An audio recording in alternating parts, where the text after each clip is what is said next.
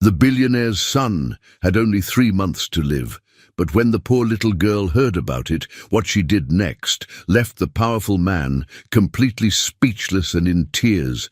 No one could believe it. Before we dive into the story, drop a comment below and tell us where you're watching from. Enjoy the story. The elevator doors opened with a soft whisper, revealing the marble-clad 42nd floor of Harrison Medical Tower. Michael Harrison stepped out, his Armani suit perfectly pressed despite the exhaustion weighing down his broad shoulders. At 32, he commanded a business empire worth $3 billion, but today he felt like the poorest man alive.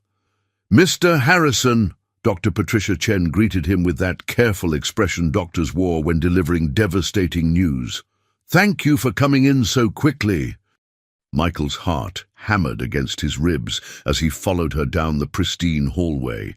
Through the floor-to-ceiling windows, Manhattan sprawled beneath them like a kingdom he no longer cared to rule. Nothing mattered except the 7-year-old boy waiting in the pediatric wing, his son, Tommy. "The latest test results came back this morning, Doctor," Chen said, settling behind her mahogany desk. "Michael, I wish I had better news, but Tommy's condition has progressed faster than we anticipated." The words hit him like physical blows. Acute myeloid leukemia, a rare, aggressive form that had already claimed too many young lives. "How long?" His voice cracked despite his efforts to stay strong. 3 months, maybe less. Dr. Chen's professional mask slipped, revealing the pain she felt for every patient she couldn't save.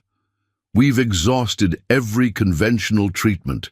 The bone marrow registry hasn't found a match, and his body isn't responding to the experimental protocols." Michael gripped the arms of his leather chair, his knuckles white. 3 months, 90 days to watch his beautiful boy fade away. The same son who still believed his daddy could fix anything, who drew pictures of superheroes with his father's face, who whispered, "I love you to the moon and back" every single night. "There has to be something else," Michael pleaded, his billionaire's confidence crumbling. "Money is no object. I'll fund any research, any treatment, anywhere in the world."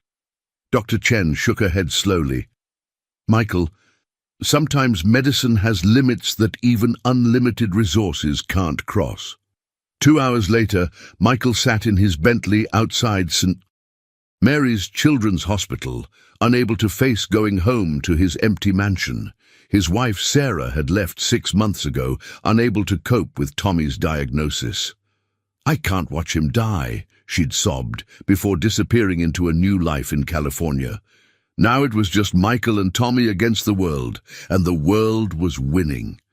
As he stared through the windshield, something caught his eye. A small blonde girl, maybe 7 years old, stood on the corner with a cardboard tray of homemade candies.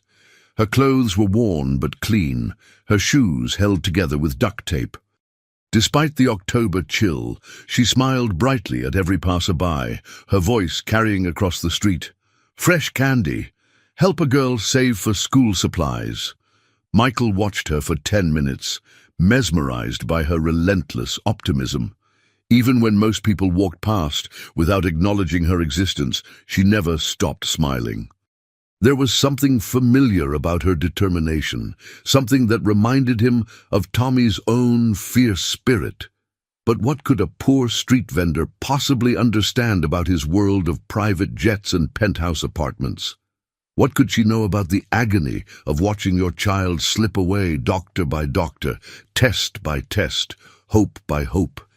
As Michael finally started his engine, he had no idea that this ragged little girl with the bright smile was about to change everything.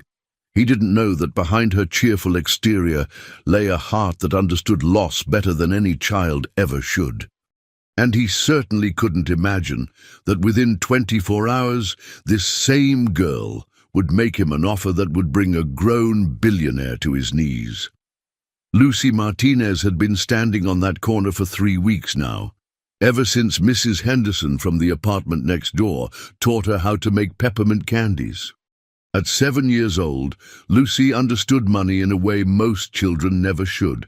Every dollar meant the difference between electricity and darkness, between dinner and an empty stomach. "One more dollar and I can buy those school crayons," she whispered to herself, watching another businessman walk past without a glance. Her blonde hair, inherited from her Irish mother, caught the afternoon sunlight as she repositioned her cardboard tray. The small apartment she shared with her grandmother Rosa was just 6 blocks away, but it felt like a different universe from the gleaming medical towers surrounding her. Rosa worked double shifts as a hospital cleaner, her arthritic hands scrubbing floors in the very building where wealthy families received the best care money could buy. "Mija," Rosa had said that morning, her weathered face creased with worry, "you don't have to do this. We'll find another way for your school supplies." But Lucy remembered the shame of being the only child in class without proper materials, the teacher's pitying look, the way other children whispered behind her back. She'd learned early that pride was sometimes all poor people had left. As the afternoon wore on, Lucy's feet ached in her 2 small shoes. She'd outgrown them months ago, but new shoes weren't in the budget. Nothing ever was, not since Daddy died. The memory hit her like it always did, sudden and sharp. 6 months ago, her father Carlos had been strong enough to carry her on his shoulders. Then came the doctor visits, the hushed conversations between her parents, the way Mama cried in the bathroom when she thought no one was listening. "Acute myeloid leukemia," the doctor had said, using words Lucy didn't understand but felt in her bones. She'd watched her vibrant father shrink into a shadow, watched her mother work 3 jobs to pay for treatments that never came. When Carlos Martinez died, he took Lucy's childhood with him. Mama couldn't handle the grief and the bills, so she disappeared one night, leaving only a note. "Take care of our baby, Mama. I can't breathe in this world anymore." Now it was just Lucy and Grandma Rosa, 2 females against a world that seemed designed to break people like them. A black Bentley idled at the red light, and Lucy could see the driver, the same man she'd noticed yesterday. He looked sad, the kind of deep sadness that reminded her of Daddy's last days. Without thinking, she walked closer to his window. "Fresh peppermint candy, sir? Only 50 cents each, and they're made with real sugar, not the fake stuff." The man looked at her through the glass, and Lucy saw something in his eyes that made her chest tight. It was the same look Daddy used to get when he thought she wasn't watching, like he was carrying the weight of the entire world. The light turned green, and the Bentley drove away. But Lucy had the strangest feeling that she'd see that sad man again. And somehow she knew that when she did, everything would change. What she didn't know was that the man in the Bentley was about to discover that sometimes the smallest people carry the biggest hearts, and that a 7-year-old girl with 50-cent candies was about to teach a billionaire the true meaning of sacrifice. Michael couldn't stop thinking about the blonde girl with the candy tray. For 2 days he'd driven past that corner, and each time he saw her bright smile, something inside his chest loosened just a fraction. Today, he finally pulled over. "Good afternoon, sir." Lucy beamed as he approached, her enthusiasm genuine despite the cold October wind. "Would you like some peppermint candy? I made them myself this morning." Up close, Michael noticed details that broke his heart. Her jacket was too thin for the weather, her backpack held together with safety pins, but her eyes sparkled with the kind of hope he'd forgotten existed. "I'll take all of them," he said, pulling out his wallet. Lucy's eyes widened. "All of them? But, sir, that's 20 pieces. That's $10. "Keep the change," Michael said, handing her a $100 bill. Lucy stared at the money like it might disappear. "Sir, I can't make change for this. I only have $3 in my pocket." "I don't need change." Michael's voice was gentler than he'd used in months. "What's your name, sweetheart?" Lucy Martinez, she said, still clutching the bill with trembling hands. And you don't have to pity me, sir. I work for my money, fair and square. The dignity in her voice reminded Michael of himself at her age, when his own family had struggled before his father's business took off. I'm not pitying you, Lucy. I'm admiring you. It takes courage to work this hard. My grandma says honest work never hurt anybody, Lucy replied, carefully folding the $100 bill. She cleans offices downtown. Sometimes I help her on weekends. Michael felt a stab of recognition. His own grandmother had cleaned houses to help support their family. What do you want to be when you grow up? A doctor, Lucy said without hesitation, so I can help sick people get better. My daddy was sick and the doctors tried real hard, but... Her voice trailed off. I'm sorry about your father, Michael said, crouching down to her eye level. What was his name? Carlos Martinez. He was the best daddy in the whole world. He used to say that even when life knocks you down, you get back up and help somebody else stand too. Michael's throat tightened. He sounds like a wise man. He was, Lucy said, her smile returning. That's why I sell candy here. Grandma Rosa works so hard and I want to help. Plus I'm saving for college. Daddy said education is the one thing nobody can ever take away from you. As Michael walked back to his car, Lucy's words echoed in his mind. Here was a child who'd lost everything, but still believed in helping others. Meanwhile, he had every resource imaginable and felt completely powerless. Sir, Lucy called after him, I don't even know your name. Michael, he called back. Michael Harrison. Lucy waved enthusiastically. Thank you, Mr. Michael. You're an angel. If only she knew, Michael thought as he drove away, that angels were supposed to help people, not watch helplessly as their children slipped away day by day. But something had shifted in that brief conversation.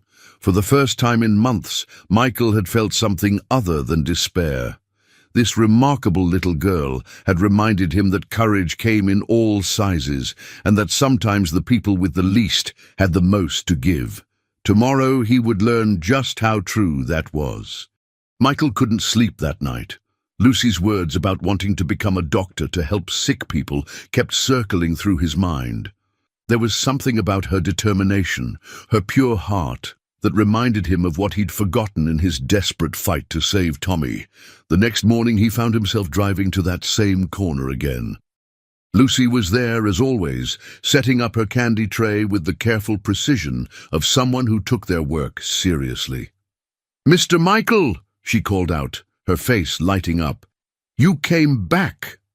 "I couldn't stay away," he admitted, surprised by his own honesty. "Lucy, can I ask you something? Why do you work this corner instead of somewhere with more foot traffic?"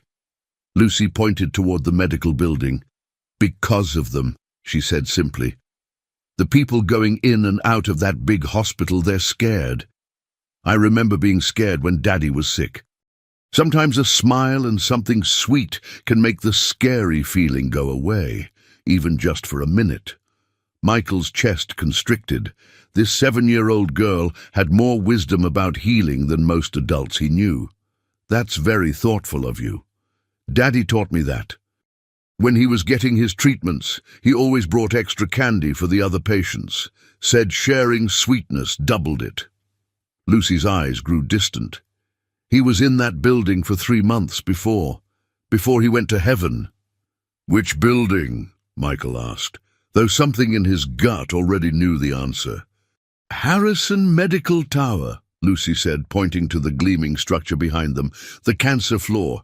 Daddy said it was the fanciest place he'd ever been, with doctors who were real smart. They tried everything to save him." Michael felt the world tilt. His own medical center, his foundation's research floors. The same place where Tommy was fighting for his life. "What kind of cancer did your father have?" "The doctors called it AML, Lucy said, pronouncing each letter carefully. "Acute my-something leukemia. It's real rare," they said. "Daddy's body couldn't fight it, even with all the medicine." The words hit Michael like a physical blow.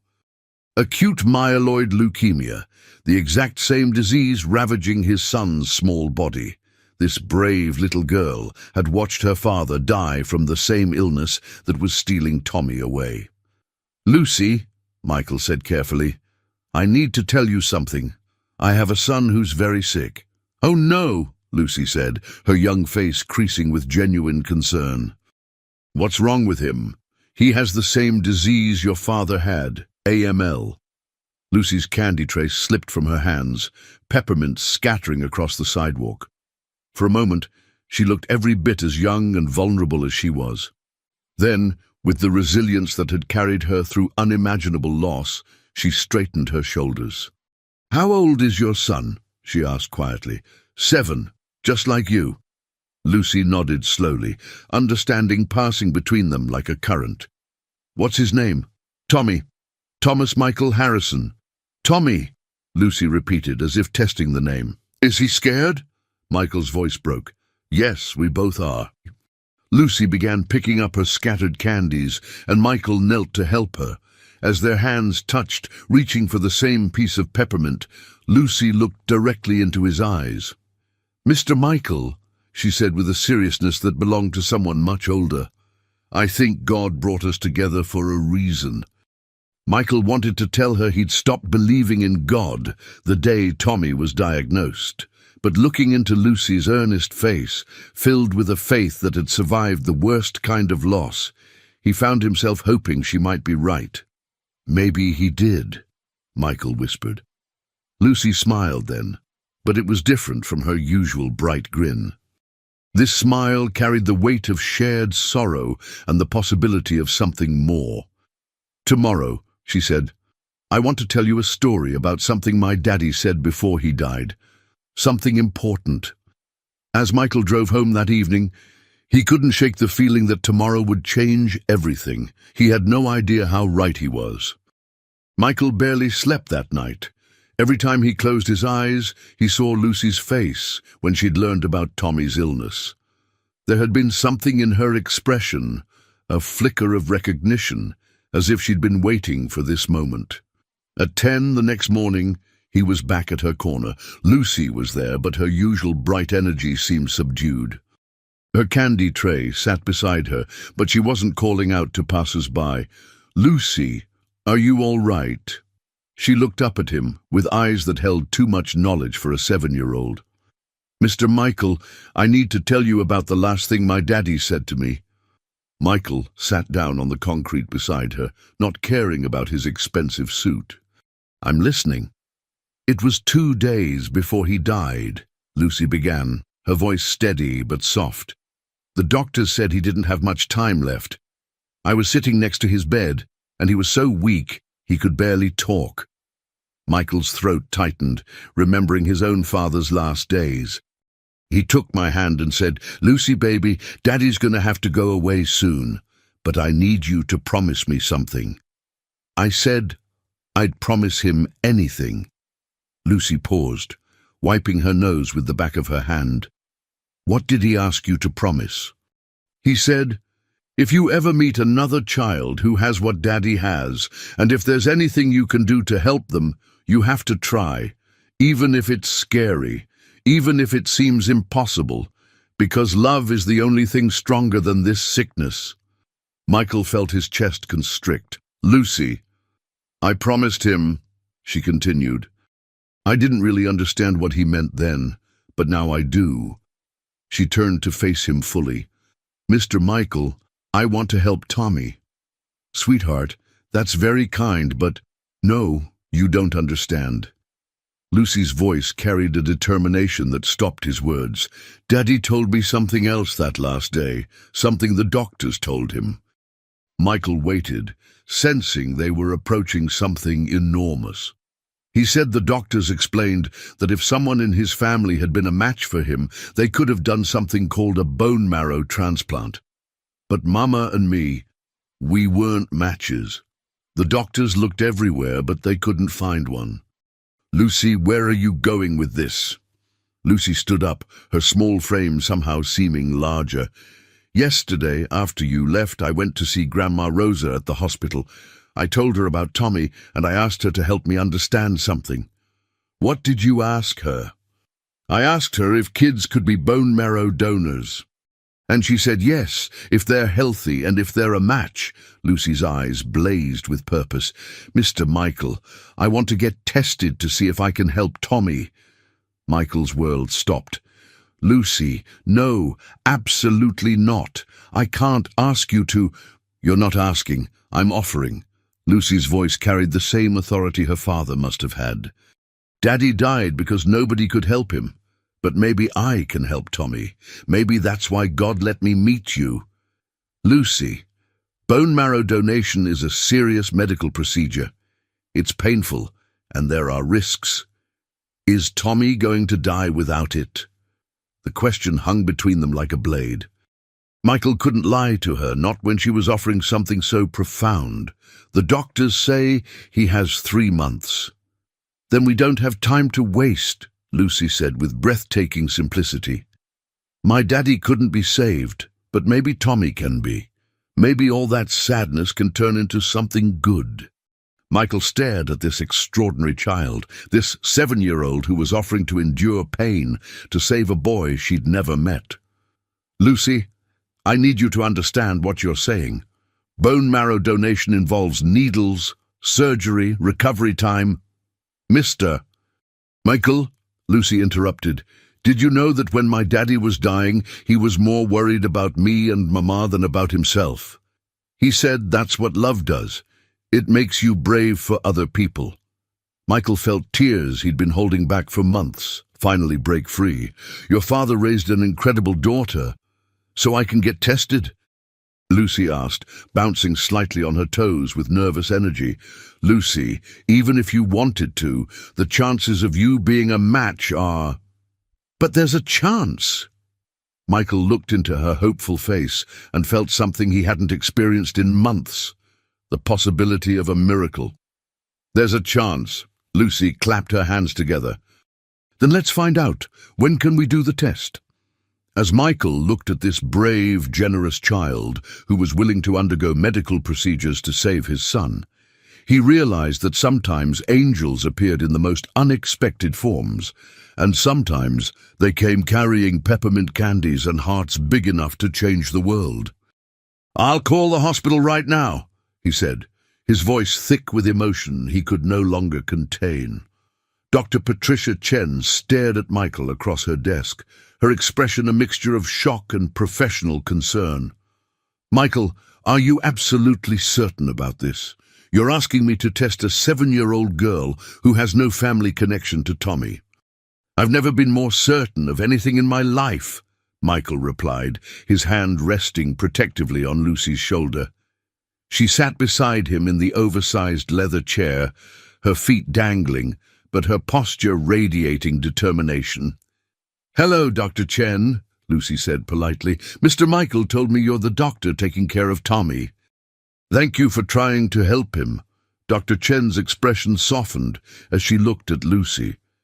You're very welcome, sweetheart, but I need to make sure you understand what you're volunteering for. Bone marrow testing involves blood draws, and if you're a match, the donation procedure is quite serious. I know, Lucy said simply. My daddy had this same sickness. I watched him get lots of needles and tests. I'm not scared. Lucy, Dr. Chen leaned forward. Even if you are a match, which statistically is very unlikely, the donation process would require you to be in the hospital for several days. You'd have to take medicine that might make you feel sick, and then have a procedure where we extract the marrow from your hip bones. Michael watched Lucy's face carefully, ready to stop this entire conversation if he saw even a flicker of fear or doubt. Instead, her expression grew more resolute. Dr. Chen, can I ask you something? Lucy said. Of course. If I don't do this, will Tommy die? The directness of the question seemed to catch Dr. Chen off guard. Honey, Tommy is very sick. Without a bone marrow transplant, his prognosis is not good. That means he'll die, Lucy said matter-of-factly. My daddy died because nobody could help him, but maybe I can help Tommy. Doctor. Chen looked at Michael with a question in her eyes. He nodded almost imperceptibly. All right, Dr. Chen said. If your grandmother gives permission, we can do the initial blood test. But Lucy, I want you to understand that being a bone marrow match is incredibly rare. The chances of you being compatible with Tommy are less than 1 in a million. But there's still a chance? Lucy asked. Yes, there's still a chance. Lucy smiled for the first time that day. Then let's find out. 2 hours later, after Rosa Martinez had arrived at the hospital and given tearful permission for the testing, Lucy sat in the pediatric lab with her arm extended bravely. The phlebotomist, a gentle woman named Sandra, prepared to draw the blood needed for tissue typing. "You're very brave, Lucy," Sandra said as she tied the tourniquet around Lucy's thin arm. "My daddy said being brave doesn't mean you're not scared. It means you do the right thing even when you are scared." Lucy looked at Michael. "Right now I'm a little scared, but I'm still doing it." Michael squeezed her free hand. "Your father would be so proud of you." As Sandra drew the blood, Lucy chatted cheerfully about her school, her grandmother, and her dream of becoming a doctor someday. Michael marveled at her resilience. Here was a child who had lost everything, yet still had room in her heart to help others. "All done," Sandra announced, placing a colorful bandage over the injection site. "The results will take about 48 hours. As they prepared to leave, Dr. Chen pulled Michael aside. "I have to tell you, Michael, I've been practicing medicine for 20 years, and I've never seen anything like this. That little girl has something special." "I know," Michael said, watching Lucy show off her bandage to Rosa with pride. "The question is, will it be enough? Even if she's not a match, Doctor." Chen said quietly, "What she's doing for your family, for Tommy, it's extraordinary. Sometimes healing comes in ways we don't expect." That evening, as Michael tucked Tommy into bed, he told his son about Lucy for the first time. Tommy's pale face lit up with curiosity. "She wants to help me, but she doesn't even know me, Daddy." Sometimes the best people are the ones who help without expecting anything in return," Michael said, smoothing Tommy's thin hair. "Can I meet her?" Tommy asked. "If you want to, son. If you want to."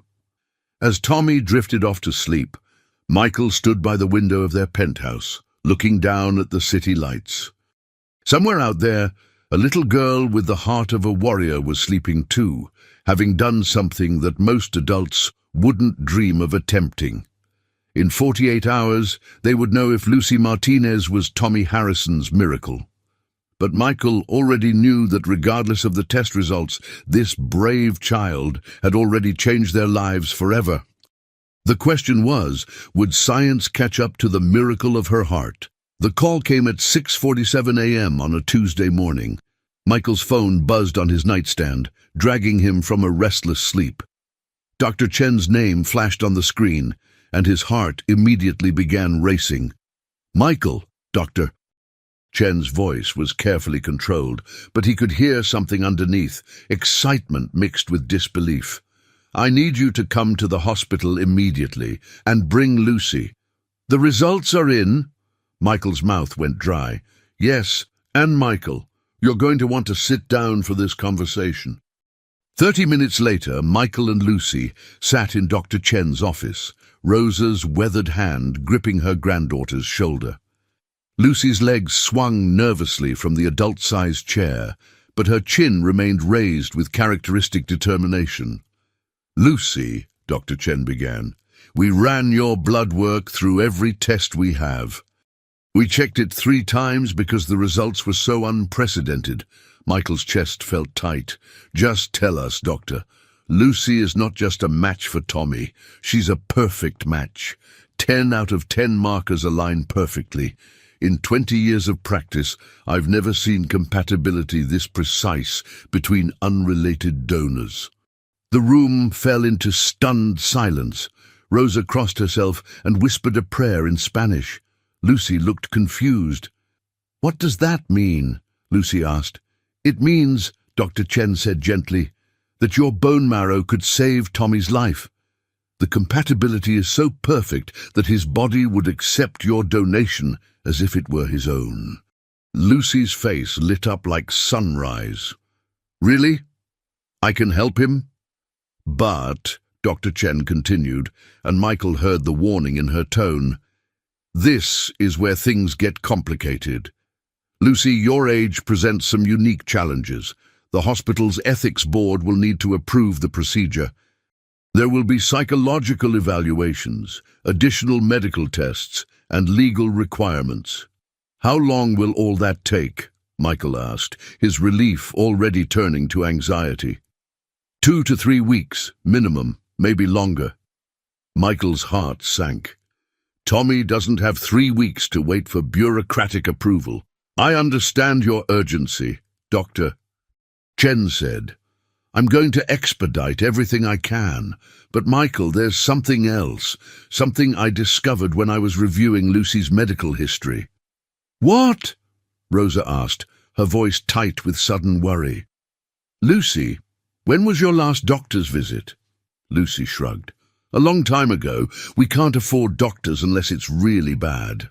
Doctor. Chen opened Lucy's thin medical file. Based on the blood work, Lucy is slightly anemic and shows signs of nutritional deficiency. Before we can proceed with donation, we need to build up her strength. She'll need to take iron supplements and follow a specific diet for at least 2 weeks.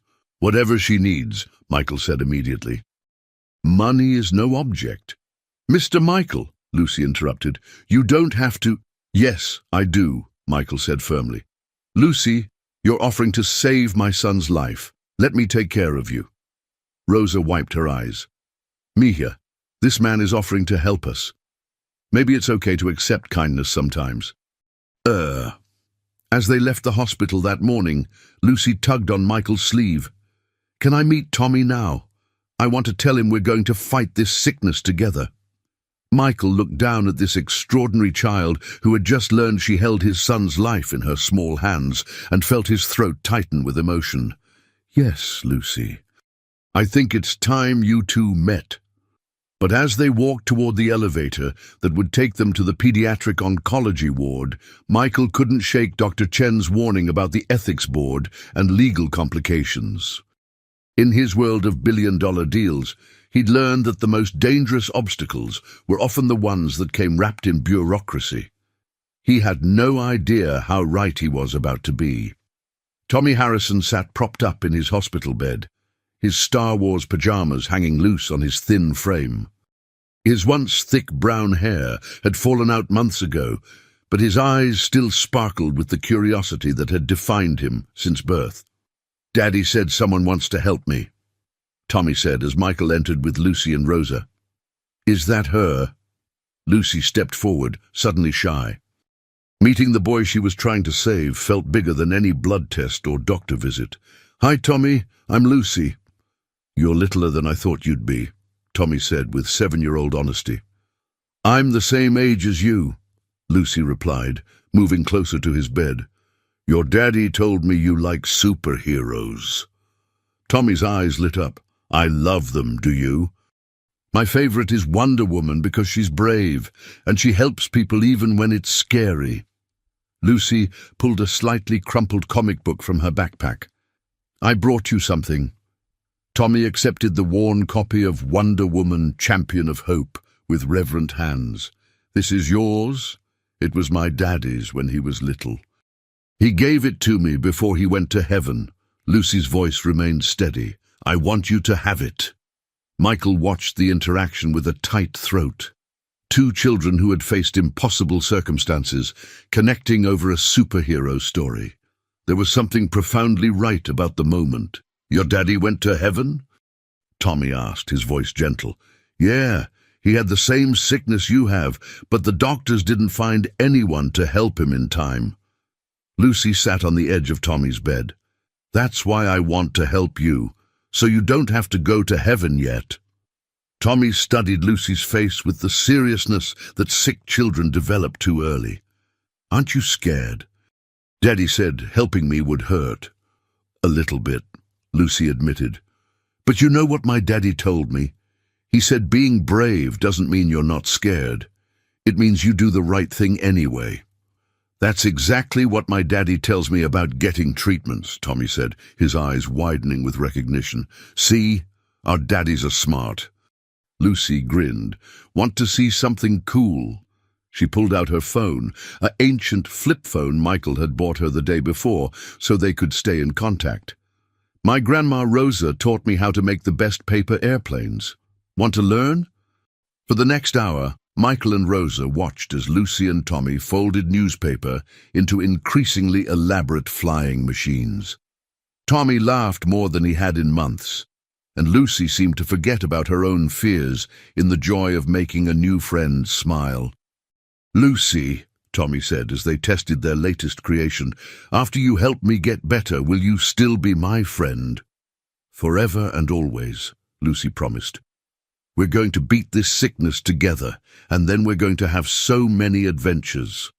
I'll teach you how to make my special peppermint candy, and you can show me all your superhero movies.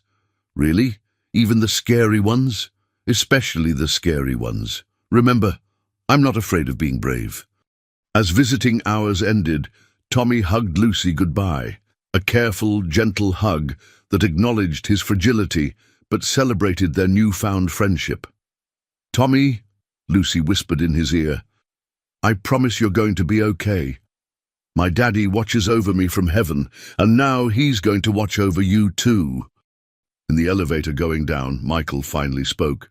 Lucy, what you did up there, Tommy hasn't smiled like that in months. He's a good kid, Lucy said simply. He deserves to grow up and have a real life. So do you, Rosa said quietly, speaking for the first time since they'd entered Tommy's room. As they walked through the hospital lobby, Michael's phone rang. Dr. Chen's name appeared on the screen, and something in her tone when she answered made his blood run cold. Michael, we have a problem. The hospital's ethics board has some concerns about Lucy's donation. I need you back here immediately. Michael looked at Lucy, who was still glowing from her time with Tommy, completely unaware that bureaucracy was about to threaten the miracle they'd just discovered. We'll be right there, Michael said, but his mind was already racing toward the fight he knew was coming. The hospital conference room felt like a courtroom, with Lucy sitting small and confused between Michael and Rosa, while a panel of 5 board members reviewed her case file. Dr. Helen Morrison, the hospital's chief ethics officer, led the questioning with the cold efficiency of someone who dealt with life and death decisions daily. Lucy, Doctor, Morrison began, do you understand that bone marrow donation is a major medical procedure that could have serious complications? Yes, ma'am, Lucy answered politely. Dr. Chen explained it all to me. And you understand that you might feel very sick afterward, and there's a small chance you could be hurt? Lucy nodded. But there's a much bigger chance that Tommy could die if I don't help him. Dr. Morrison made a note. Lucy, some people are concerned that a 7-year-old child cannot truly consent to such a serious procedure. They worry that you might not fully understand what you're agreeing to. Michael started to speak, but Dr. Morrison held up a hand. I'm sorry, Mr. Harrison, but we need to hear from Lucy directly. Lucy straightened in her chair, and Michael recognized the posture she'd had when she first offered to help Tommy, determined, dignified, unshakable. Dr. Morrison, Lucy said, her voice clear and strong, I watched my daddy die from this same disease. I know exactly what happens when people can't get help. I've seen how much it hurts, and I've seen how sad families get. But Lucy, donating bone marrow will also hurt. For a few days, Lucy interrupted, something she'd never done to an adult before. Tommy's hurting will last forever if he dies. My daddy's hurt lasted forever. The room fell silent. Board member Dr. James Wesley leaned forward. Lucy, what if we told you there might be other donors who could help Tommy? Adults who could handle the procedure better? Are there other donors? Lucy asked. Dr. Wesley hesitated. Well, not right now, but Then you're asking me to let Tommy die, because maybe someday someone else might help him. Lucy's voice remained respectful but firm. That's not what heroes do. Michael felt his chest swell with pride, but also with dread. The board members were exchanging glances that didn't look promising. Doctor, Morrison consulted her notes. Mr. Harrison, I understand you've offered to pay for Lucy's medical care and any complications that might arise. That's correct. Some board members are concerned that this could be seen as coercion, offering financial incentives to a low-income family. Rosa spoke for the first time, her accented English carefully measured. Doctor, my granddaughter didn't know this man had money when she offered to help. She saw a sad father and a sick child, and her heart told her to act. That's how we raised her. Mrs. Martinez, we appreciate that, but— No! Rosa stood up, her small frame somehow commanding the room. You listen to me. I cleaned these floors for 15 years. I've seen rich families and poor families crying in these hallways when their children are sick. Grief doesn't care about money. Rosa's voice grew stronger. My granddaughter lost her father to this disease. She knows what death looks like, what hope looks like, what love looks like. Don't you dare tell me she's too young to choose love. Dr. Morrison seemed taken aback by Rosa's passionate defense. Mrs. Martinez, we're simply trying to protect Lucy's best interests. Lucy's best interest is living in a world where people help each other, Rosa replied, where children don't have to die because adults are too scared to let someone be brave. Board member Dr. Sandra Kim, who had been quiet throughout the meeting, finally spoke. I have to ask the difficult question, Lucy. What if the procedure doesn't work? What if Tommy dies anyway, and you went through all that pain for nothing? Lucy considered this seriously. Then at least I'll know I tried. At least Tommy will know someone cared enough to try. My daddy told me that love isn't about winning or losing. It's about showing up. Dr. Kim's eyes filled with tears. She quickly blinked away. Doctor, Morrison looked around the table at her colleagues. We'll need to deliberate. Mr. Harrison, we'll have our decision within 48 hours. As they filed out of the conference room, Michael felt a rage building inside him that he'd never experienced. These people were debating whether to let his son die, while the answer sat right beside him in the form of a courageous little girl. Mr. Michael, Lucy said as they waited for the elevator, are they going to say no? Michael looked down at her trusting face and made a decision that would change everything. Lucy, if they say no, we're going to find another way. I promise you that. What Michael didn't say was that he was already thinking about options that existed outside the comfortable boundaries of hospital ethics boards. Sometimes, when the system failed, good people had to find their own path to justice. The question was, how far was he willing to go to save his son? Michael paced his penthouse office at midnight, phone pressed to his ear as he spoke to the third private medical consultant he'd contacted that evening. If the hospital's ethics board denied Lucy's donation, he was prepared to take Tommy to Switzerland, Germany, or anywhere else that would allow the procedure. Mr. Harrison, Dr. Elizabeth Reyes said from her clinic in Mexico City, I understand your desperation, but taking Lucy out of the country for this procedure would create massive legal complications. Dr. Reyes, my son is dying. If legal complications are the worst thing that happens, I can live with that. But what about Lucy? What about her family? Medical tourism isn't— A soft knock interrupted Michael's conversation. He looked up to see Rosa Martinez standing in his doorway, her cleaning uniform still on from her late shift at the hospital. Rosa, how did you get up here? I still have my hospital ID card. Security recognizes me. Rosa looked exhausted but determined. Michael, we need to talk. He ended his call and gestured for Rosa to sit. If this is about taking Lucy out of the country, I want you to know I would never put her at risk. I've found excellent doctors who— Michael, stop. Rosa's voice was gentle but firm. "I need to tell you something I should have told you days ago." Something in her tone made Michael sit down. "What is it?" Rosa opened her worn purse and pulled out a faded envelope.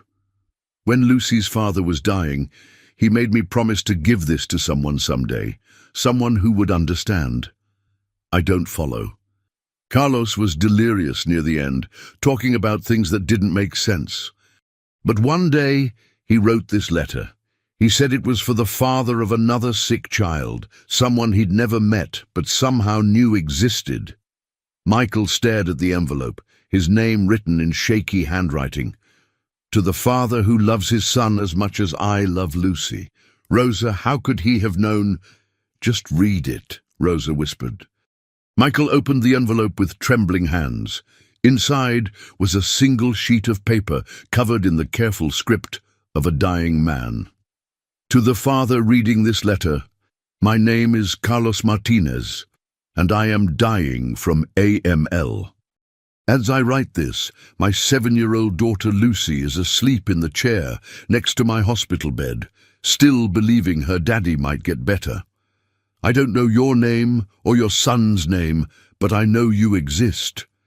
The doctors told me that AML is rare, but not so rare that Lucy and I are the only family fighting it. Somewhere out there is another father watching his child fade away, feeling as helpless as I feel right now. I want you to know that Lucy doesn't understand death yet, but she understands love. When I'm gone, she's going to need a purpose bigger than her grief. She's going to need to believe that all this pain can turn into something meaningful. If you're reading this, it means Lucy has found you and your son. It means she's offered to help in the only way she knows how, by giving pieces of herself to make someone else whole. Please let her help you, not because you need her, but because she needs to help you. My daughter has a heart that was born to heal others. Don't let the fear of adults stop her from becoming who she was meant to be. Tell her that her daddy's love lives on in every life she touches, every smile she brings, every hope she helps kindle. Take care of my baby girl, and let her take care of your boy.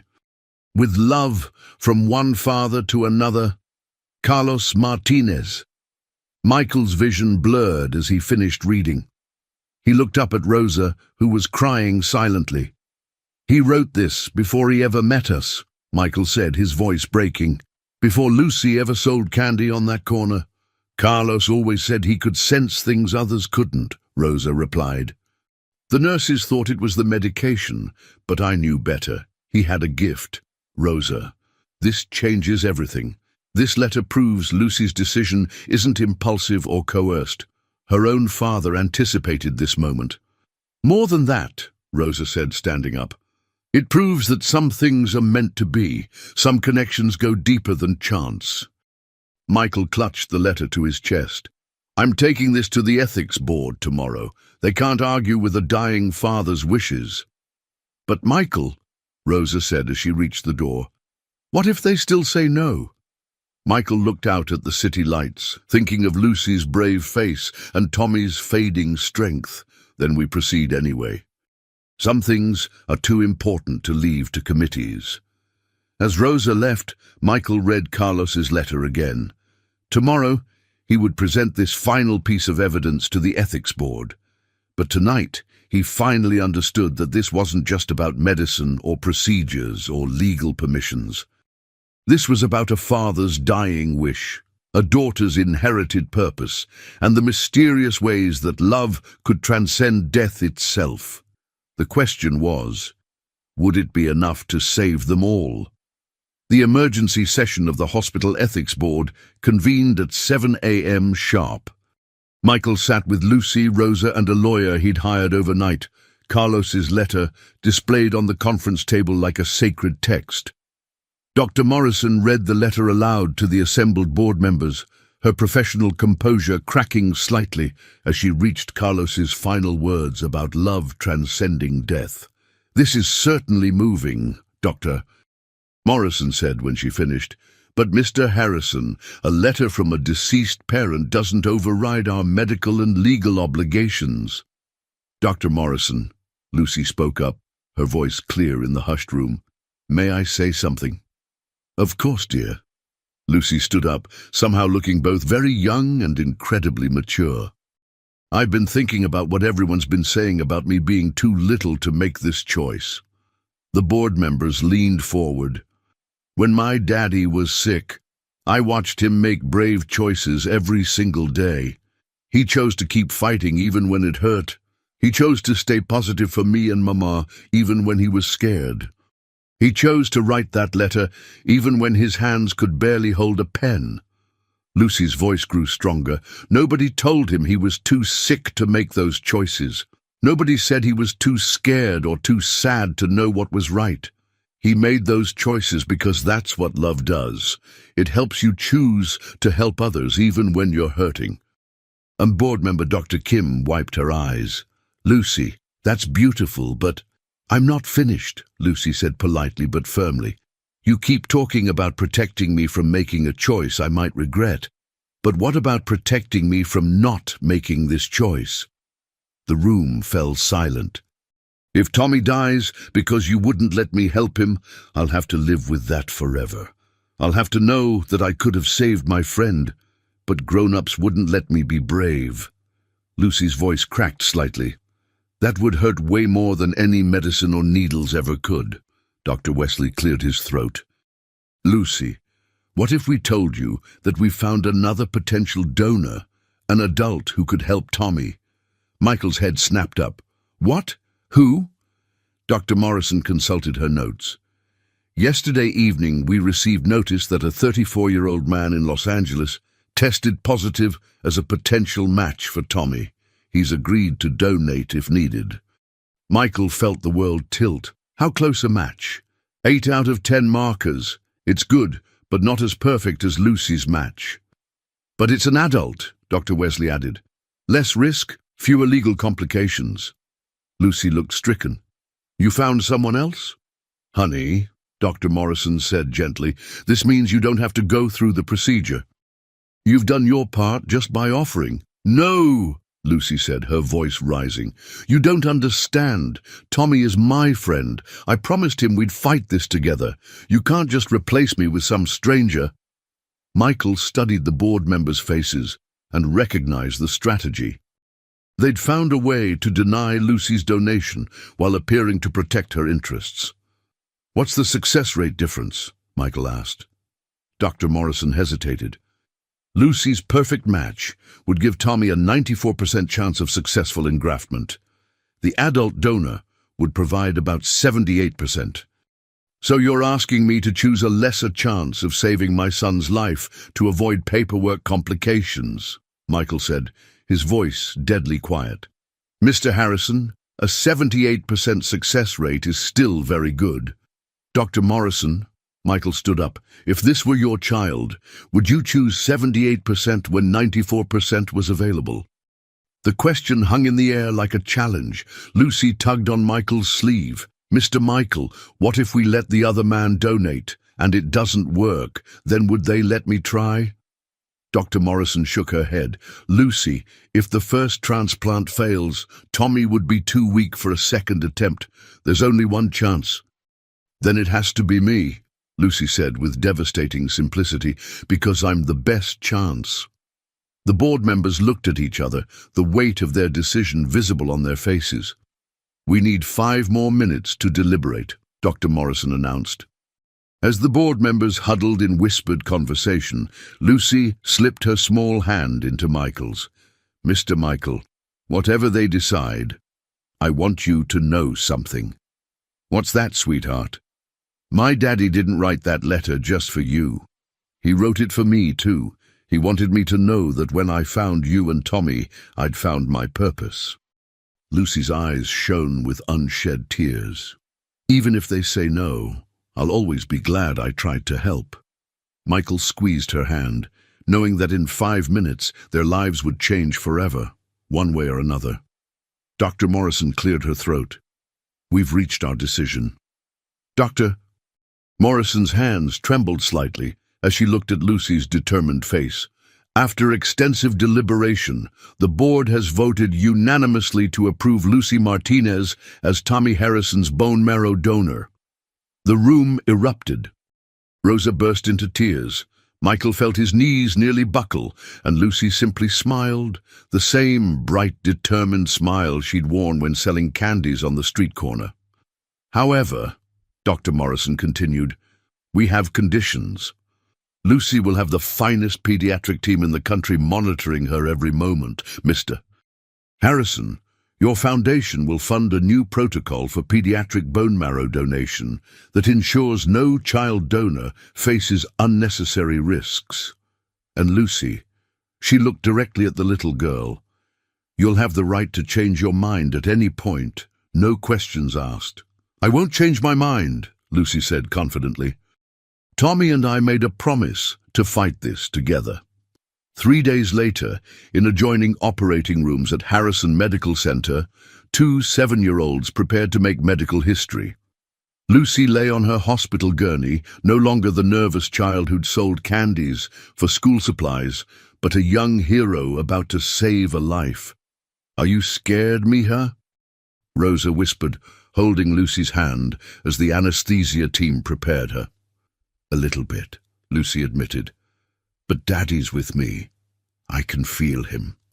In the next room, Tommy squeezed his father's hand. Lucy's really doing this for me, isn't she, Daddy? She really is, son. You have an angel watching over you. Will I be strong enough to play with her after this? Michael's throat tightened. You'll be strong enough to do anything you want, Tommy. Anything at all. The procedure took 4 hours. Michael paced the family waiting room while Rosa prayed her rosary, each bead a whispered request for both children's safety. Doctor. Chen emerged at 2:47 p.m., still in her surgical scrubs, her face radiant with exhaustion and triumph. Both children came through beautifully, she announced. Lucy's donation was textbook perfect, and Tommy's body is already responding to the new marrow. His white blood cell count is climbing faster than we've ever seen. Michael sank into a chair, overwhelmed by relief. And Lucy? Sleeping peacefully.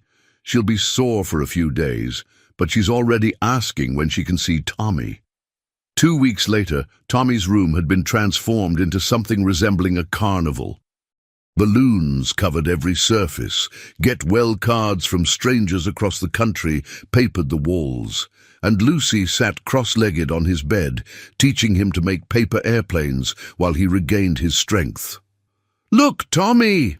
This one's called the Superman Special," Lucy said, folding newspaper with expert precision. "My daddy taught me this one right before he went to heaven." Tommy's hair was starting to grow back in fuzzy patches, and his cheeks had the first hint of color they'd shown in months. "Lucy, when I get out of here, will you teach me how to make your peppermint candy?" "Of course, and I'll take you to meet my friend Mrs. Henderson, who taught me. She's going to love you."